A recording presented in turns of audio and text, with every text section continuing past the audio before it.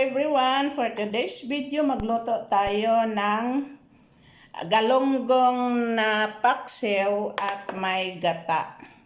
So, ayan guys, lagyan muna natin ng paprika. Ayun. And then, lagyan natin ng onion, garlic. Ayan guys. Yeah. So, iyon ang kanyang mga sangkap sa aking paksiw. Ngayon, lagyan natin na vinegar. Ginhalo ko yung white vinegar at saka vinegar na maanghang. Ayan, may sili pa nga. At lagyan natin ng asin, around 1 teaspoon.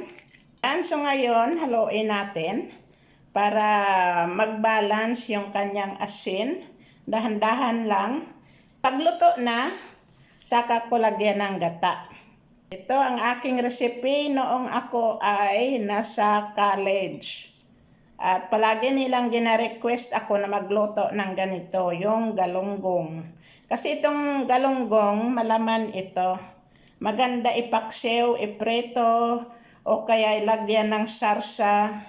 Yan. So ito na guys. Ready na ito. Ilagay ko na sa aking lutoan. So, dito ko nalulutuin sa frying pan yung aking paksiw kasi madali lang gawin. So, ito, ilagay na natin yung ating isda. Wow! Ayan. At, ilagay natin sa taas yung kanyang mga sangkap.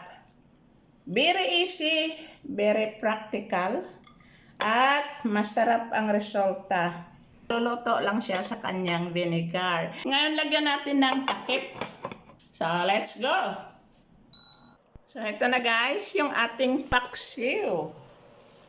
Ngayon, lagyan ko siya ng ampalaya para mayroon naman akong gulay. Pwede naman yan ilagay ng ganito. Ngayon, lagyan natin ng gata. Ayan, ang sarap ng gata. Ayan guys, oh. You see? Very easy. So, ito na guys, yung ating paksiw na may gata. Luto na yung aking ampalaya. Kanin na lang ang kulang dito guys. Unlimited rice na naman. Ayan, oh. Ang sarap ng kanyang sauce. Look at that. Ayan. Sarap. So, ito guys, ang kanyang sauce. Ayan. Yummy, yummy. Rice.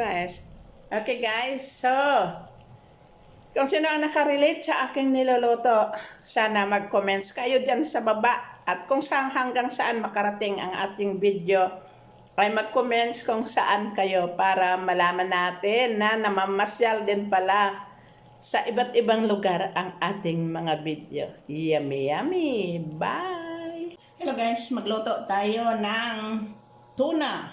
Lagyan natin ng ginger at saka onion.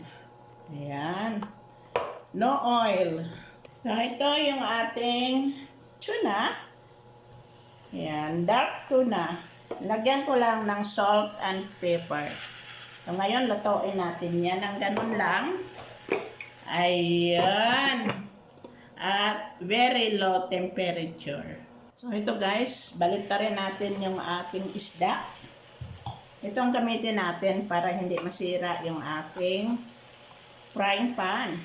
Ayan, ilagay natin yung ating kangkong. At lagyan natin ng kalahating gata. Yung kalahati mamaya na para mabango pag hindi masyadong luto yung gata. Ngayon, lagyan natin ng takip at lutuin muna natin. Sarap! Ito na guys, almost ready na. Ayan. So, idagdag ko na yung kalahating natira na gata.